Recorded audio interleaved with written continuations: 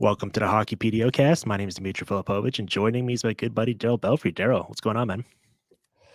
Not much. Just excited to be back here and looking forward to this next round. We are so back. It's been a while since you and I have gotten to do this. Like the last one we did was right at the end of the regular season. First couple rounds of the playoffs took up all our attention here, certainly. But now that we're getting into the conference final, as I was saying to you before we went on the air, one game per night, much more manageable workload for us. We can do fun projects like this. And yesterday I did my conference finals preview here in the PDOcast, and at the end of it, I promised the listeners a special treat today. And I think, maybe I'm a little bit biased, but I do think this qualifies. You and I getting together, getting to geek out about Wyatt Johnston for the next 50 minutes. And I think this is going to be a really fun show. He's certainly, not come out of nowhere, because even as a rookie last year, he made a big impact. And then anyone who watched the Stars this regular season got to appreciate his game. But he certainly ratcheted up to an entirely different level this postseason, distinguished himself as a true marquee player. And I want to get into it all with you because I've talked about him a bunch on the PDOcast here during this postseason. Yet every time I talk about him, I can draw up all of these stats about him. I can quantify how good he's been. It's much more difficult and elusive for me to describe it, though, because I just he's always open, and I'm so fascinated by that concept of how a star player like that can consistently get himself into these high danger areas. No one in this industry is more qualified and better equipped to articulate some of those concepts and diagnose what's happening than you. So that's why I'm excited to have you on here today. So let's get into it. Let's talk about Wyatt Johnston, how he's doing all of this to you. I sent you a ton of clips from the first two rounds here. What are you seeing from him, and what really stands out to you when you watch tape on him so far? Well, the precursor to that answer is that the thing that is exciting about Wyatt Johnson for me is that he passes the consistency test, which is very difficult to do. It's like the hardest thing to do in the National Hockey League in terms of that shift from being an NHL player, being a full-time NHL player, then trying to be a top six player, and then now trying to become a real legit star player. The pathway to that is paved in consistency. So he is able to establish consistency. So what is he consistent at? So that's the real, to me, that's the real question. What is he doing that is so consistent that allows him to be, to your point, seemingly always open? He's always seemingly around the puck or making a play that decides games or gets things going. He is a momentum changer when he steps on the ice. So what is it exactly that he's doing? And there's many things that he's doing really well, but to me, I think you can break it down, at least initially, into two things that he does extremely well. One, he is on time and he is in rhythm. So the differentiation between those two terms are: on time means that he is in time and his game is on time with the speed and pace of the play. So he knows, he can anticipate where the play is, and he can arrive when he in the right space at the right time with the right amount of speed. He is on time. And one of the characteristics of a player who is struggling is that they are either a day late and a dollar short, or they're too early and they're pressing or whatever. This guy is on time. He's in the flow of the game. So that's the first part, is that he's on time. The Well, can I second ask you part something is, about that before we yeah, move on? go ahead. Well, just while Yeah. we're on that, I'm curious for your take then. With players you've worked with, is that something that you feel like you can, it's just kind of like innate with a player where you either have it or you don't? It's like a feel for the game. And maybe that's kind of what we describe with hockey IQ. Or do you think it is something that ebbs and flows with confidence, but also can be sort of refined and sharpened in the early developmental stages when a player gets into the NHL? Or do you think it's just like either you have it and then sometimes it can come and go, or you don't and you can only do so much with it? No, it's something that you can definitely influence at very high level. Obviously, players have a certain degree of it, and they have habits that lead themselves into it. They can influence their timing, and they know they've had situations where they've been off time and they know, okay, yeah, I'm pressing, I'm above the puck too much, I'm getting there too quickly, or I'm late, my read is late, I need to get on time. So a lot of people will talk about, well, he's got to get his feet moving. Translation to feet moving, that's real. It's really not that you want his feet moving. Feet moving is a conduit for the player to get on time. He's not on time, he's late, he needs to get on time. So the best example of timing and the real rooted issues of offensive challenge is, you don't have to look very far. You just have to look at Elias Pettersson. That guy is not on time. He has fallen off the timing, and he's late, and he's hesitant, and he doesn't attack space, and he catches pucks standing still or with very little speed, and he doesn't have the separation speed inherently to be able to make it up if he's not really on time. So when he's on time, he's great.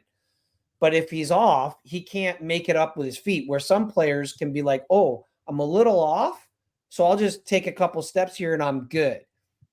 That's the situation. This Johnson is on time.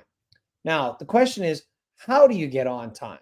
So, like I said, some of it is feet moving.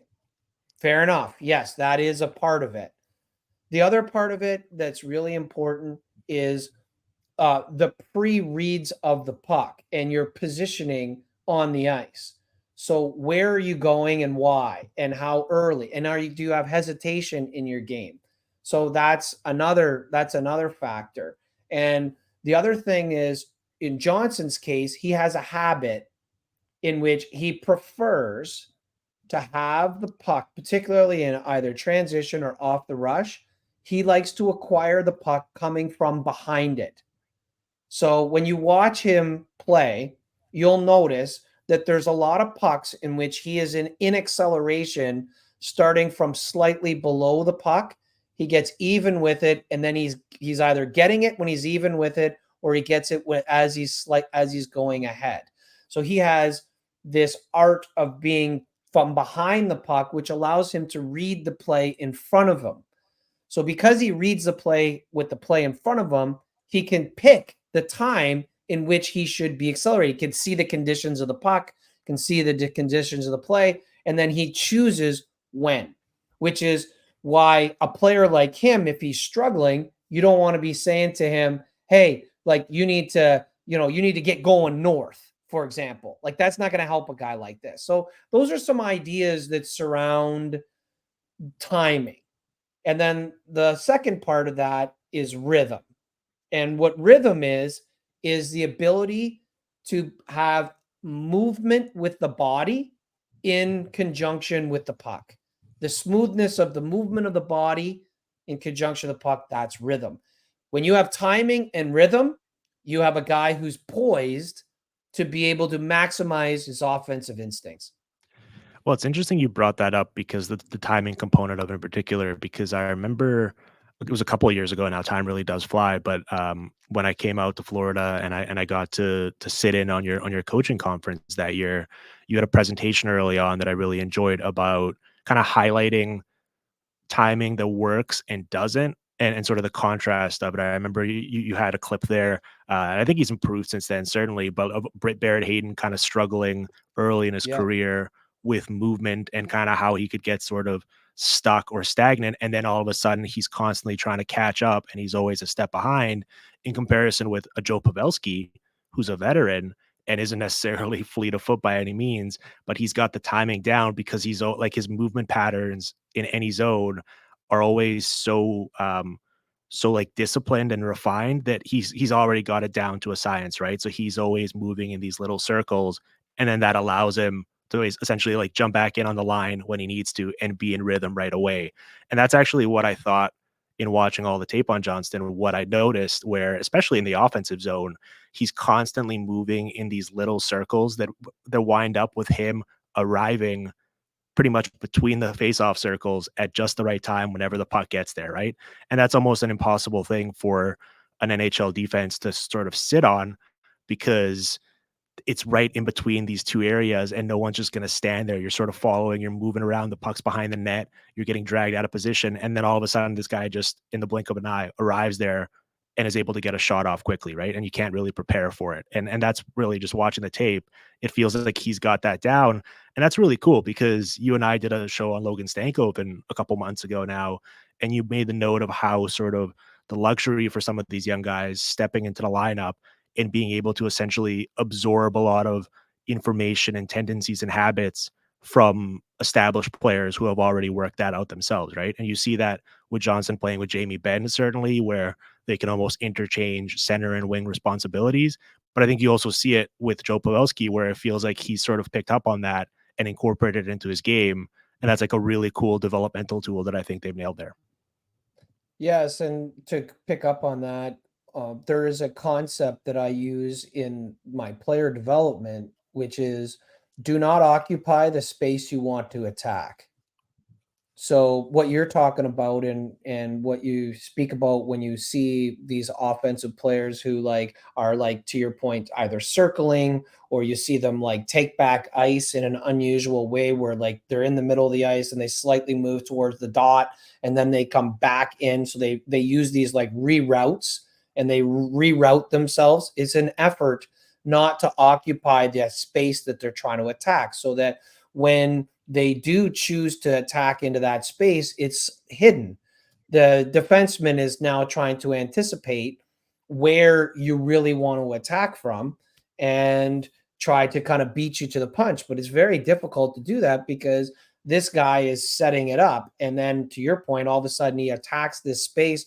If you're really good, then what you're trying to do is preserve the shooting space. So you're slightly outside the stick range. You're not at risk to get any contact. You've got this like little bubble that when you catch the puck, then you have a little time to be able to attack, which is what we see with Johnson. So not occupying the space you want to attack from is also a situation like we talked about with net presence. So the thing also about Johnson, he scores a lot of goals either in the hash marks or at the net, but he's not standing there. He like arrives there and somehow the puck gets there and then it's on and off his stick and the puck's in the net. And you're like, when you really look, he's like, he was slightly away from the net.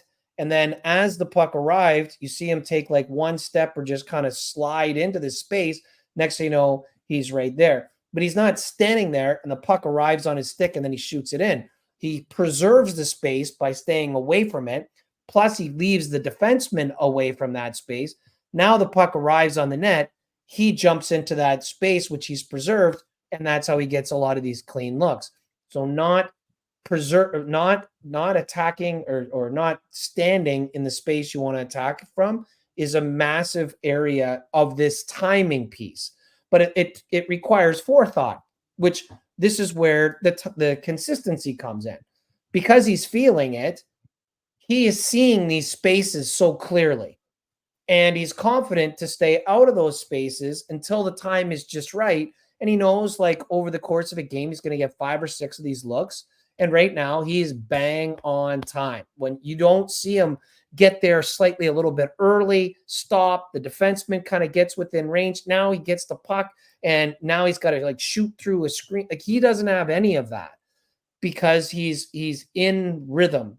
He's in timing. And then when he gets the puck, he has rhythm. He's able to catch the puck and release it quickly. He can two-touch it really fast. He can drag it. He uses his feet really well. He can separate his upper body from his lower body. That's rhythm, the ability to move your body in relationship to the puck. So this kid, he has both of those going on right now on the highest stage. And, his history suggests that this is going to be a problem for the league for quite a while because he's just been doing this at every level. And now he's figured out the timing of the league and he's on it.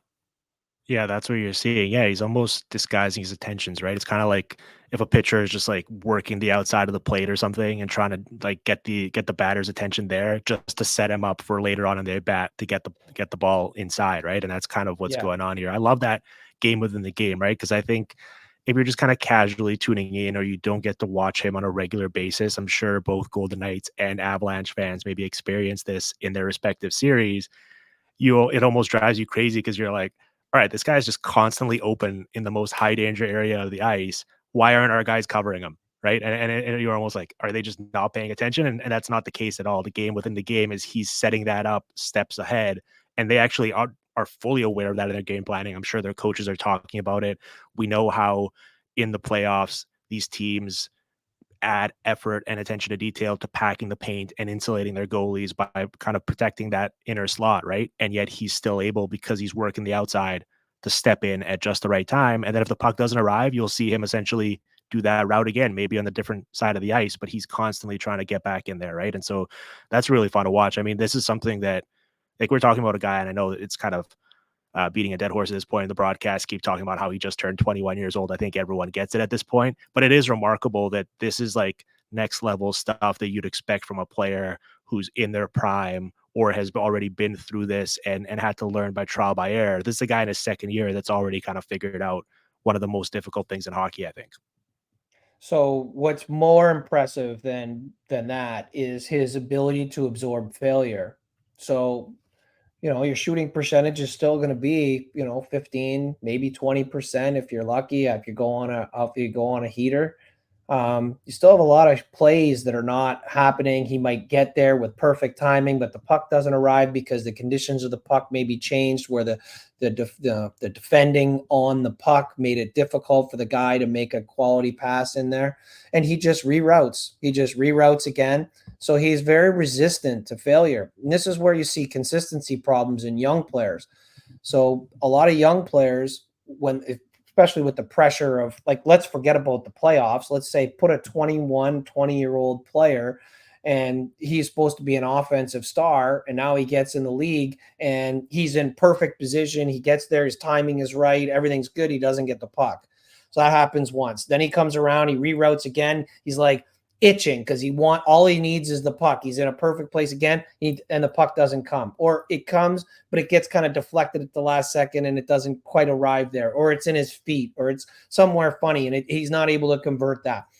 What happens, and this is what knocks the consistency off of a player, is they then start thinking that they're the ones that need to adjust. So rather than just stay with this process and be like, listen, it didn't work once, didn't work twice, didn't work 3 times, I'm just going to stay with it. And eventually I'm going to get this and it's going to be on time. They don't do that. This is where they go, oh, I need to change. Maybe I should get there earlier so that the guy knows I'm going to be there. Maybe I'm playing with, they can rationalize it like I'm playing with new line mates. They don't necessarily know my habits. Maybe I should just get there, declare my position, and now the guy will pass it to me. Okay, great. Yeah, now you get the puck, but that's almost worse. You get a perfect pass, but you're now not in a position to be able to take advantage of it. You declared your position, you drew the defensive pressure, et cetera, et cetera. These are the real issues that happen. So now the player's like, oh man, well, maybe I should hide my position. So now they arrive a little bit late. And this is where it becomes a real mental game with these star players, or players that have potential to be star, and why they get really streaky, because they do change their habits. This Johnson is very resistant to failure. His confidence level is really high, and he just knows over time, I'm going to be okay. Now, part of that is, to your point, he's playing with good players. Like Jamie Benn has historically been an impact player, and especially when you get to the playoffs, like he's the type of guy who can hold on to a puck and make the play at the right time. And now you got a Johnston who can do that and arrive at that time. So he can afford to be more patient because he's playing with better players. And this is where we've talked about this before. A lot of the NHL is situation. And, there's very few players who can play out like with a situation that just doesn't fit, and they have to kind of make it work. And there's a lot of players that do that. Not everybody can do that. And this guy has found the timing. He's got the spacing. He's figured out where he needs to be and why. He's got great confidence. The people that he plays with have confidence in him, because when they do give him a good puck, he's able to put himself in a position where he can do something with it. So now he's got these conditions set up where he can really take off. And it's really exciting to see a young player like this who the impressive parts are the consistency and the resistance to and the resilience to failure. Those are the two most impressive parts for me. Set aside all these other things that we're talking about. Those two things are the two things that usually get these young players and bite them. It's not really their habits, it's those two things. Certainly. And not only I think the benefit of a good situation within his line, but within the team concept as well, right? Whereas if his line goes through one of these playoff games and they're either being defended well or the puck's just not landing properly and they're not getting looks, it's not all of a sudden going to result in a loss and sort of a situation where you're having a lot of introspection, right? Like if it continues, then maybe you got to figure out what's going on, but they can have an off night and then another line picks it up because the Stars team is so deep. And I think that kind of helps you kind of stay on track and just play your game and eventually believe that it's going to come around. Let me give you a couple stats to illustrate a point that I want to make here. So the volume of looks he's generating right now is just absolutely outrageous. He is, for the postseason in 13 games, first in shot attempts, fourth in shots on goal, second in high danger chances. Sportlogic has him at first in forecheck chances, first in rebound chances, third in rush chances, and ninth in cycle chances. I think the diversity of looks he creates is what's interesting to me, and I want to talk about that a little bit with you because I know we discussed it when we talked about David Pastrnak, a couple other sort of superstar offensive players, how in today's game you can't just necessarily have one tool and lean on it exclusively, right? A lot of these guys to perform and produce the way they are, you have to be able to be good at everything. You got to create chances in different ways. And that's sort of what you're seeing from him here. Those of us that are watching on YouTube, as Daryl and I talk, and see how these chances are kind of being created by him. But he's essentially creating the same number of rush chances as Connor McDavid, and then the same number of rebound chances as Zach Hyman. He's essentially playing the role of both of those guys who are at the very top of their respective skill sets, and he's kind of combined it into one player this postseason. And I think that's what's remarkable to me, right? This isn't like him just, we're talking about how he's getting open in the offensive zone and moving around and all of that. And that's sort of his bread and butter. But he's also doing it off the rush. He's doing it creating turnovers. He scored that shorthanded goal off of multiple efforts against the Avalanche that kind of broke their back in game 4. You're seeing it pretty much all over the ice in so many different ways. And I think that's an important distinction here as well. Very important distinction. And one of the other things that I really love and appreciate about his game right now is his ability to bring a puck off the wall and make it high danger. You'll see like a lot of times high danger gets associated with a player playing inside. So he stays inside or he routes himself inside. Someone else is doing the heavy lifting on the wall and they find you in a good spot that allows you to create a high danger play. What has been impressive about Johnston is that he has been able to take the puck off of the wall himself, attack off the wall, and create a high danger chance for either himself or other people. That's what I think is really cool. And you do that through no hesitation and a great first touch play. We've talked about first touch here quite a bit, and it is a major deal. And what Johnston does extremely well is he on his first touch, he's off the wall. He gets off the wall, he makes a play off the wall, and then he'll route following the puck into the middle of the ice. The other thing that he has added to his game that I didn't really know that he was doing, I mean, maybe he was doing it all year and I just didn't see or notice, but he does win a lot of pucks through second effort, especially at the net area. There's a lot of plays that don't happen. It gets bouncing. Maybe the shot gets blocked. Maybe the defenseman has a good stick. It makes a good defensive play. And his second effort allows him to get control of the puck, sustain the offensive chance, and create either for himself or other people. So when he's on the inside, he is very determined. He does great job preserving the space like we talked about, but then he also has excellent second chance and he's very dogged on the puck in those situations. And then his play on the wall, like I'm talking the half wall. You mentioned the cycle.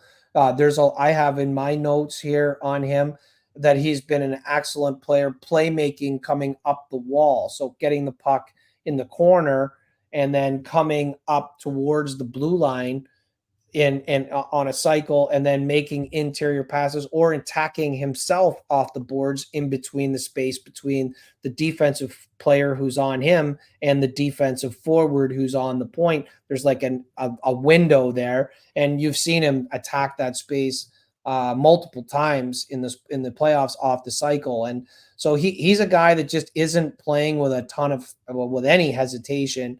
And, as we're talking, we're in the section of the video where it just seems like every clip is one that has him coming off the boards and attacking, which is very timely by you. Yeah, that worked out well. No, I think it's remarkable just seeing how he's doing all this stuff, and I think in particular, I'm glad you brought up the like his doggedness on the puck. I think the kids these days, Daryl, are referring to that as him having dog in him, and I think that's Yeah, there you exactly go. what you see Okay. as well, where he's got dog in him. Like he's his competitiveness. I think that's something that the Stars very clearly um, prioritize and rate very highly in their prospect evaluation, right? I think that certainly applies to Logan Stankoven as well, where despite his Yep. frame, he's just consistently outworking and out battling guys 5, 6, 7 inches taller than him and just winning these battles against them along the boards and in front of the net. And you see that with Johnston, just multiple efforts, the competitiveness, how fearless he is as well, right? And a lot of these clips against the Avs, like he's being matched head to head, not only with Nathan McKinnon in terms of the forward matchup, but against Devon Taves and Cale Makar. And he is taking the puck to the net against Devon Taves. He's winning battles against him, spinning off of him, like initiating contact, and then taking the puck to the net afterwards. It's really next level, really cool stuff. And for him to be doing that right now is impressive. I mean, I don't know. I'm almost speechless watching this because there's just so many different ways he's slicing and dicing, and I think that's what makes him special as well. And that's why I wanted to shout out all of those stats because it's not necessarily just one thing. This is how you get the volume of looks that he's created this postseason. It's this variety of different things. Yeah, anytime you're analyzing a player like this, um, there's going to be many reasons why. There isn't just you're not going to say, well, his rush game has been spectacular, and that's been the reason. And if that's the only thing that's going on, it's going to be difficult for him to sustain that.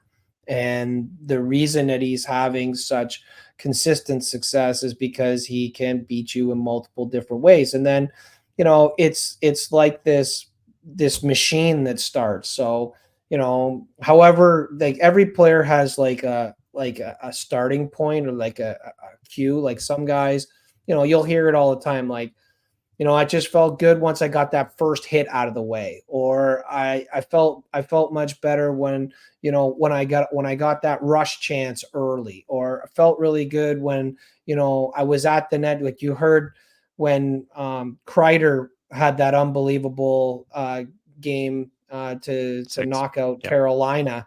That was amazing. But what he talked about was, yeah, I've been in the paint all season, all year. I go there all the time. It just so happened we did such a good job of delivering the puck there, but I'm there. And that's why these things were happening. And, whatever it is that Johnstone's like the thing that kind of like gets him going, um, he that starts it. And then you build confidence in that, start getting the puck, start generating some chances.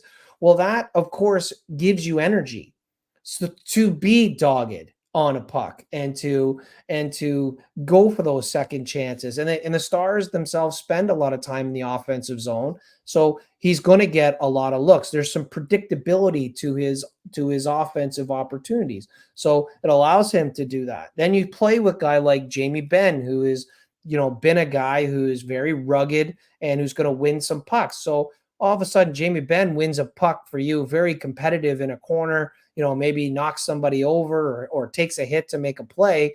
Well, it's very difficult for you then not to want to do those things. It's for him because that's all part of team and being a good line. And these things start to compound. And that's where a player like him who has it's not just a diversity of skill. It's that he is building confidence in different ways, and then one thing leads to the next, and now he is really like his emotional bank account is massive, which allows him to then have some failure go in there, and he can absorb that failure. And that's where the whole thing starts to really turn. And I think that's what you see with a player like this is you just can't, like, again, like this guy's scoring like 100+ points in the OHL, which there's lots of players who have done that.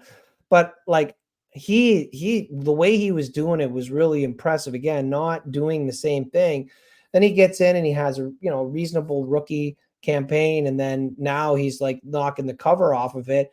There's a history here of a player who just believes that he can be an offensive difference maker. And now he's got this wheel turning and everything is really compounding for him. It's awesome.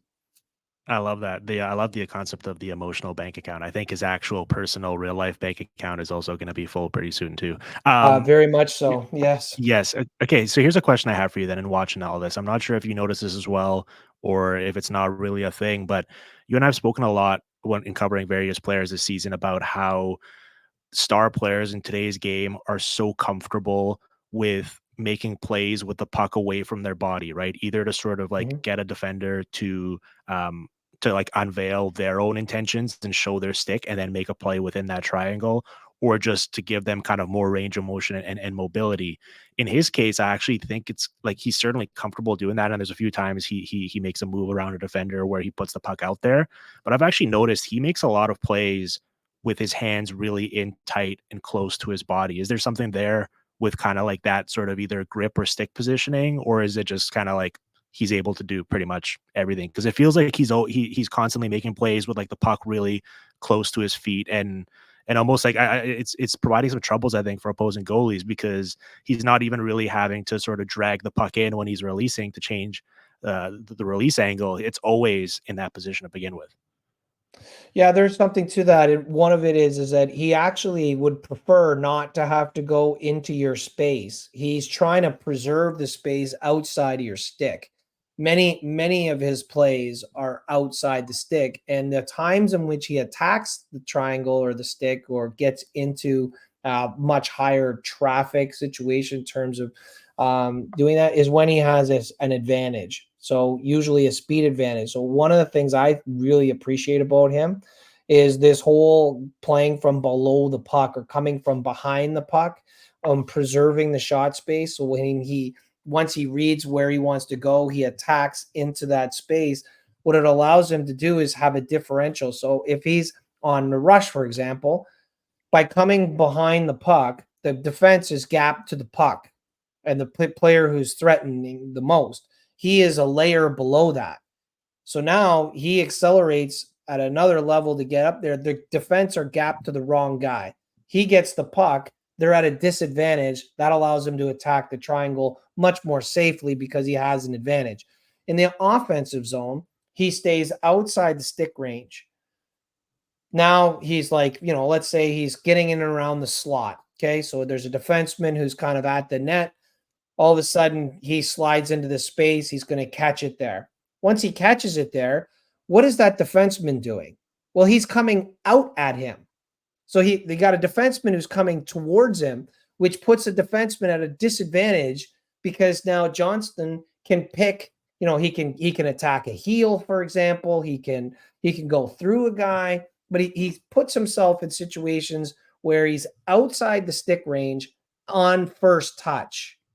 And then if he needs to attack, he can assess his advantage and he'll either get it and move it right away without you being able to, intelligently defend the space with having a good stick to puck, or he will attack you through that space depending on what his advantage is. And that's where the pre-touch read is so important because he knows where he's supposed to be. He assesses your position, sees what's happening. All he's waiting for is the puck play. The conditions become favorable. Now he jumps into a space. He on that first touch, he already knows what the advantage is. He knows what kind of position that defender is going to be in, and then he attacks him accordingly. So he's different than another guy that you could take a look at who loves to be inside of somebody's triangle is Troy Terry in Anaheim. He will purposely bring it inside of your space. He wants to be and is most comfortable when the puck is protected between the defender's skates and the end of their stick blade. That's the space he wants to get into, and he'll do different things to do that. Another guy who loves to be in that space, and we see it a lot on the rush, is Connor McDavid. He's very comfortable with the puck, hiding the puck, protecting it in your space.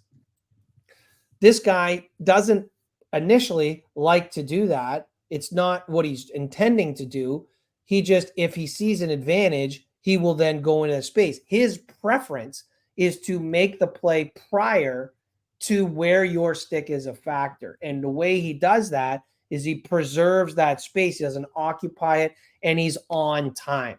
Now, one of the indicators that Wyatt Johnston is struggling would be if he finds himself in contested stick situations versus a defender without an advantage. That will tell you he's getting there too early. He's pressing. The timing isn't right. And now he's caught in these situations that are less favorable.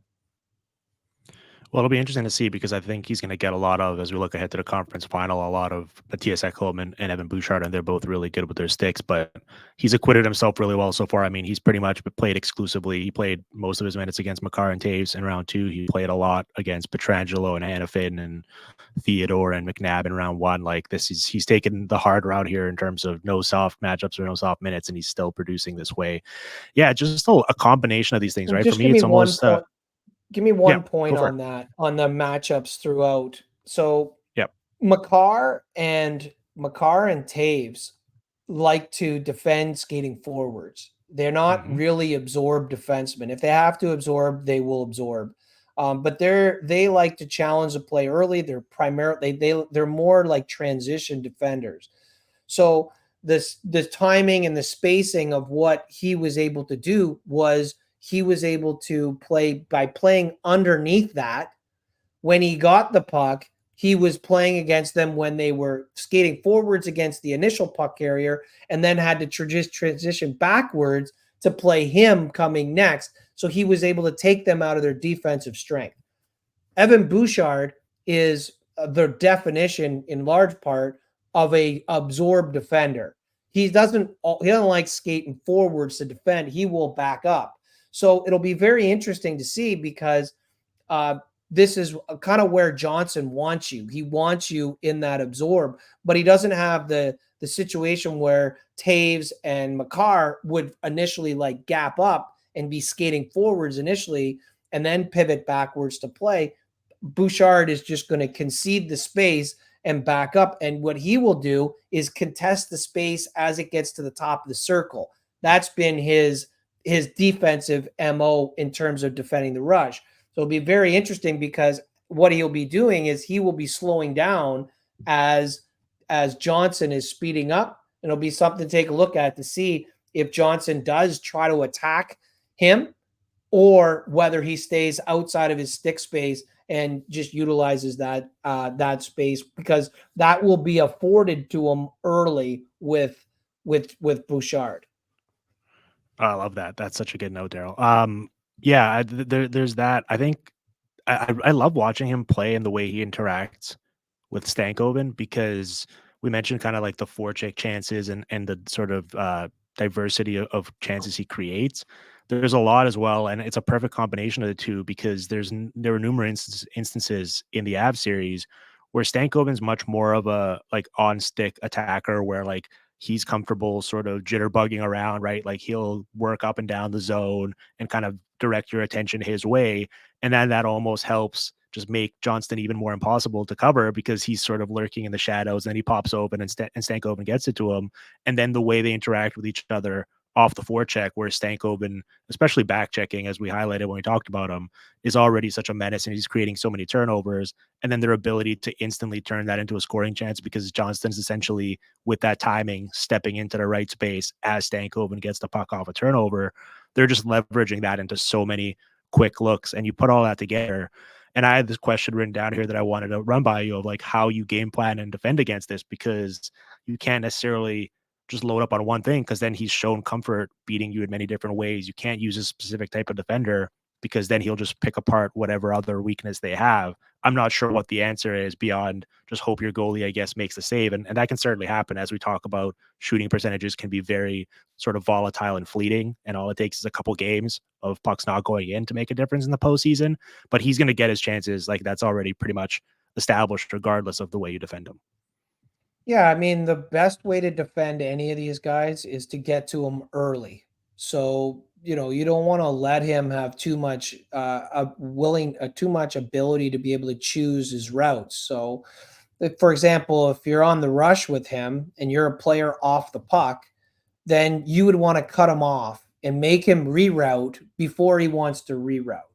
So he has to reroute to get around you. So you would cut him off or set like a moving screen that he would now have to skate around. So now that's not really, he's not choosing that route for an offensive purpose. He's choosing the route to get out of the way of you to then find his next route. What does that do? Well, it disrupts his timing, because now he might choose to go left around you. And because he chose to go left, the play was actually on the right side. Now, if you didn't do that, he would have been able to just choose where he wants to go without any inhibition. And now he'd be able to get there and his timing would be on. So the idea is you got to get to him early. You don't need to necessarily make contact, but you need to take his line. And once you take his line, you force him to go around you, you mess up his timing. In the offensive zone, one of the things that you want to do with him is, while he's outside that space, you want to make contact with him. So you might just take his stick, for example, just lift his stick up off the ice. You might bump into him a little bit. You might do little things like that that are a little bit disruptive. And the reason why is because you're trying to affect, one, his timing. Two, he's reading when he's not on the puck, he's deciding where he wants to go next. If you like knock his stick or you bump into him or whatever, you are creating a distraction that is now not allowing him to hyper focus on where he wants to move next. To me, a lot of defending players like that is trying to get to them early. It's the same thing, only very different, in a different way, as McDavid. When do you want to get to McDavid to defend him on the rush? Well, you want to get him before the rush even starts. Before he winds up and starts sprinting to get up the ice, you should already have a contact on him or cut him off or force him to do something different so that his timing is off. If you wait and let him spin around and run up the ice, and then now as he's crossing your offensive blue line, that's the first time you want to force him to think about doing something else, that's a recipe for disaster. Now, Johnson's not that type of speedster. He's doing, all the calculations are in his head, and it's related to timing and all of those sorts of things. So you do things to disrupt his timing. And that's what, if you want to kind of slow him down. And the same thing with Stankoven. For me, Stankoven, he's a menace when he's off the puck, but you have to cut him off. So like when the puck gets dumped in, for example, and your D goes back and get it, the other D needs to cut him off and force him to go around to impact his timing so he can't get there when he wants to get there. And so now you've provided a little bit more time for your partner, and now your partner can get the puck without having him all over him, and now he can make a more educated and better first play. So in all of these situations, the best time to be disruptive is before the play is starting to develop, where a lot of times when we think about defending, we think about defending at the puck. Like the play is now about to be made, and now we want to give the defenseman either credit or we want to torch him for poor play or poor behavior, when really the play should have been made 3 to 5 seconds earlier. And that's really when you want to be evaluating your defensive play against a line like that's really on fire.